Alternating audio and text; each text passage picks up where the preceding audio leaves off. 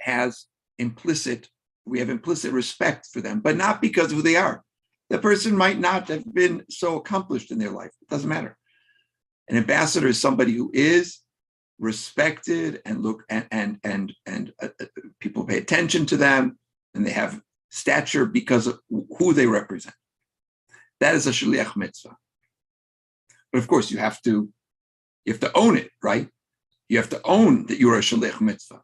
You have to own it, right? You can't just show up in a country and expecting things. You have to own the part. Okay, let's get back to the text.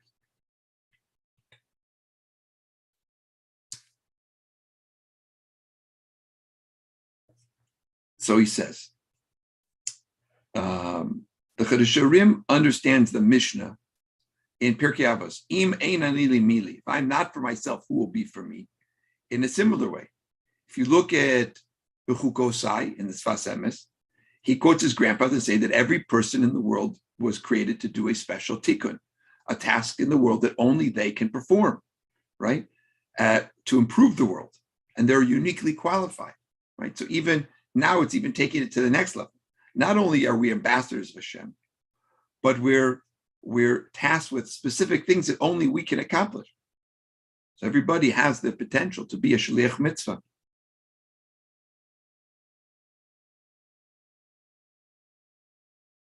The Parsha, why is it talking about shliach mitzvah? Because it begins with Hashem's command to send the spies to look out, to do reconnaissance on Eretz Yisrael. And one might assume that because Hashem did give them this command, that they were shlichei mitzvah, but this is not how things turned out. We know actually from other sources that the idea of sending the spies to Eretz Yisrael came from the Jewish people themselves, from Bnei Yisrael. It didn't come from Hashem. And their reason for wanting to do reconnaissance was not because of seeking necessarily greater intel, but because they actually were, they had a lack of trust in Hashem. We would say that in contemporary parlance, that the entire mission of the spies, as conceived by the Jewish people, was poorly conceived and, of course, poorly executed. They didn't act as Hashem's will, because when they got back, they said things which were, let's call them, to say the nice thing, they were not true. So,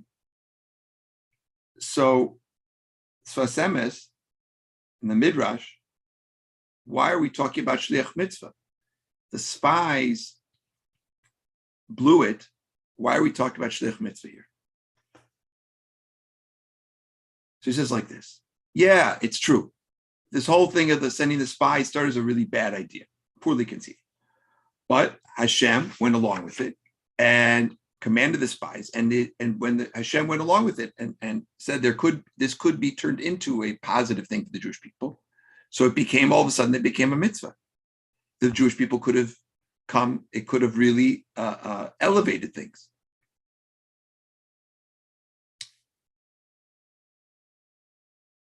So if the spies had just viewed what they did as fulfilling Hashem's will, everything could have been transformed. So it's so important, it seems, from this teaching, to correctly understand in which context we are acting. The Sfas Emes so much wants to impress upon us the importance of seeing our life accurately. There's a famous, story involving King Solomon, and he saw two men carrying a very heavy stone. One man said, "I'm carrying a heavy stone," and the other says, "I'm building the Beis Hamikdash." Right? Two people doing the exact same thing, One person says, I'm building the Beis HaMikdash. This heavy work I'm doing is for a dwelling place for Hashem in the world. And the other says, oh, just schlepping this heavy stone because I got paid to do this. Okay, now let's take this step let's take this even deeper.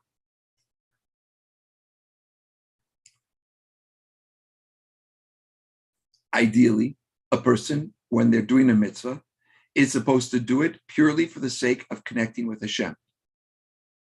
That is the way we elevate the mitzvah and ourselves to the status of shliach mitzvah, when we are doing it for Hashem's sake, right? Like if I'm acting as an agent of somebody else, but I really have something invested in it myself, I'm not a pure agent. Actually, this came up on Wednesday night. We had a talk for young professionals, our Jewish happy hour. And we had a Hollywood lawyer, Craig Emanuel, and he was speaking about exactly this thing. He said how important it is for the lawyer involved in deal making to represent the best interests of their client, and that it's usually very transparent when he's dealing with another side, where the other lawyer that he's involved in negotiation with is not acting on the best interests of their client, but has some other ulterior interests as well. So they are looking for a big payday, whatever it is, right? And he said when he encounters a situation, you know what he does? He says, I just don't think we're going to be able to make a deal here, and walks away. If he feels the other side, the other lawyer, is not really representing his client's interests, he walks away. What a genius idea. What does the other lawyer do? All of a sudden, the other lawyer is in the hot seat. Now he has to call, or she has to call back the client and say that this deal that was going to get done is dead. So inevitably, not always, but inevitably, he said that the lawyer will come back with a other position, which much better reflects what he thinks would be the intent of the other side. He says, don't get involved in a deal where the lawyer is not representing the best interests of his client. So we see also here, when we do a mitzvah, right? We're not trying to make any deals. We're just trying to do Hashem's will. We're supposed to do it for Hashem. If we have other things in mind, if we're seeking aggrandizement, if we're seeking kavod, if we're seeking riches, whatever it might be, so it tarnishes our work as a shliach mitzvah. And he even says it more strongly than I'm saying it. He says even a person's desire to steig is like really, really to strongly be learning Torah, i.e. they really want to up their level of avodah. They really want to, or maybe it's in davening even. Maybe it's a person who want to just daven, like with everything. He says they have to be careful. What's the motivation? What's the motivation for their steiging in tefillah or in Torah study? To make sure that the motivation is not from some place of ego, but because they want to connect with Hashem. Now there's another passage in the Midrash which now the Sfas Emes turns to. And he turns to this passage many times. Multiple years. And this has to do with the Haftorah of this week's Parsha, which talks about a similar situation, right? Where Yehoshua is sending spies into the land. It is the Haftorah that we read this Shabbos in America. It says that they were shlichei mitzvah. But it also says, in Yehoshua, it says that the spies he sent them cheresh. Now, that usually means secretly. The Midrash, however, instead of reading it cheresh, reads it cheres. And cheres is earthenware, is pottery.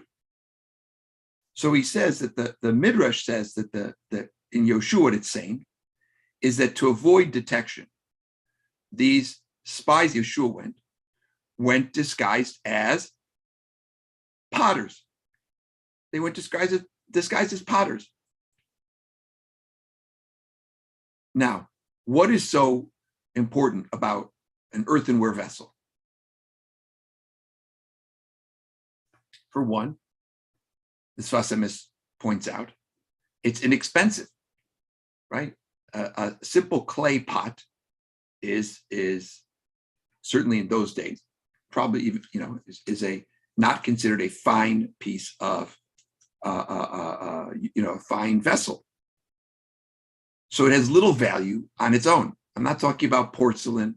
I'm not talking about china, right? Which might have some intrinsic value because of its beauty and strength. So we're talking about a clay pot. What's important about the pot is what's in the pot, right? So you have a clay pot full of wine. Oh, so that's very valuable. So Hashem is teaching through this. Excuse me. Hashem is teaching through this. Says this Sfas Emes, that we should view ourselves in the same way. We should view ourselves as vessels to do God's will. We should be the garzin biyad hachotzef. We should be the hatchet in the hand of the woodchopper. And by seeing ourselves as an instrument of Hashem may sound pretty intense. By the way, it's exactly what I needed to remind myself of this morning. But this is straight up Yiddishkeit. This is not extremism. This is not fundamentalist Judaism. This is just plain, good, old-fashioned Yiddishkeit. What do I mean? Because the hatchet metaphor, it comes from Yeshayahu. And the idea, and we say it on Yom Kippur, on the night of Kol Nidre, the holiest night of the Jewish year, right? We say we should see ourselves as a hatchet in the hand of the woodchopper.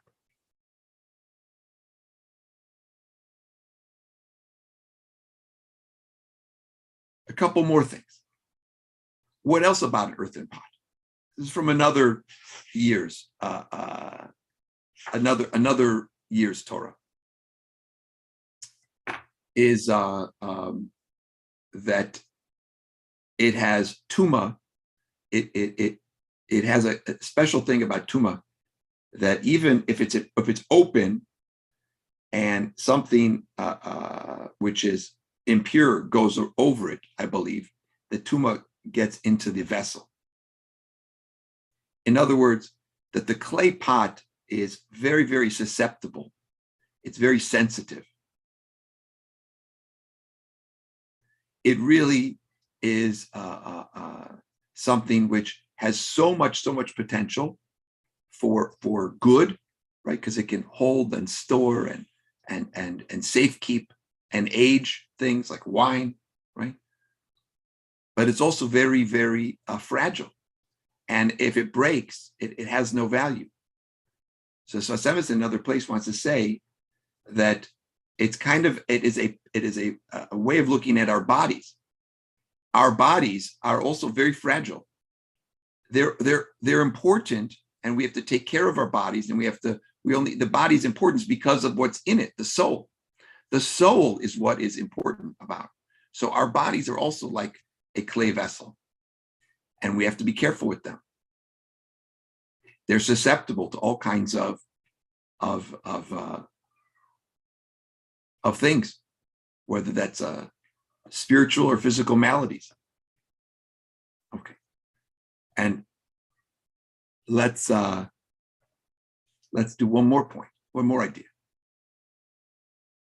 So I heard this story from Rabbi Besser, and he said, this is a true story, it's relayed by somebody who knows the exact terms. It was a regular gentleman went into a gas station to, get a drink, right? He filled up his tank. He goes into the gas station, brings a bottle of water to the cashier.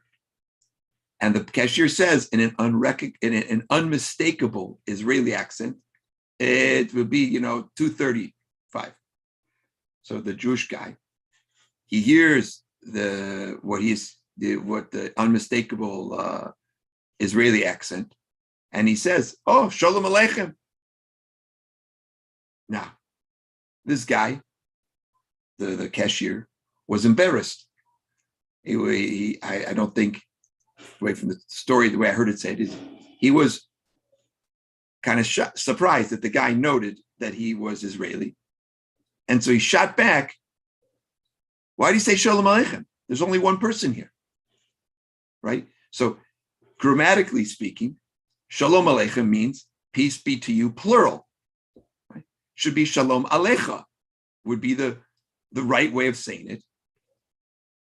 Shalom Aleichem is implying that there's more than one person.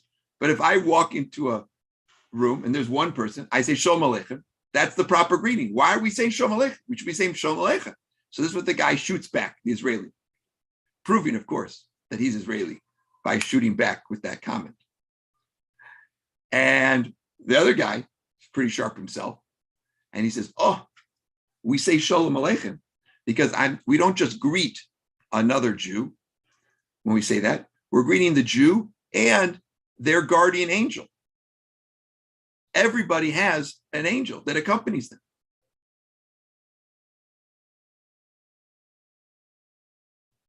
A few weeks later, the guy goes into the same market, at the same gas station,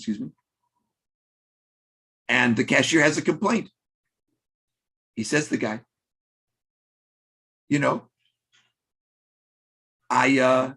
I grew up observant in Israel, and for a lot of reasons, I left Judaism, I left Yiddishkeit.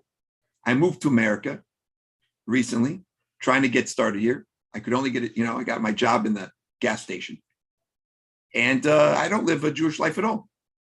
But since 2 weeks ago, when you reminded me of this guardian angel, this other being with me, I can't seem to do an Avera. Every time I want to, have a bite of a sandwich here in the store, whatever it is, I can't do it because I know that somebody's watching me. Boy, it's a good story. We have guardian angels, and they're kicked into high gear and do their job when we're doing our job, and we want to send out a big prayers to all those who need their guardian angels, and all those who are in harm's way and distress, all those who need a refuah shlema. And may in the merit of our learning together this beautiful, beautiful Torah from Parsha Shelach, from the Sfas Emes, may we merit to learn together in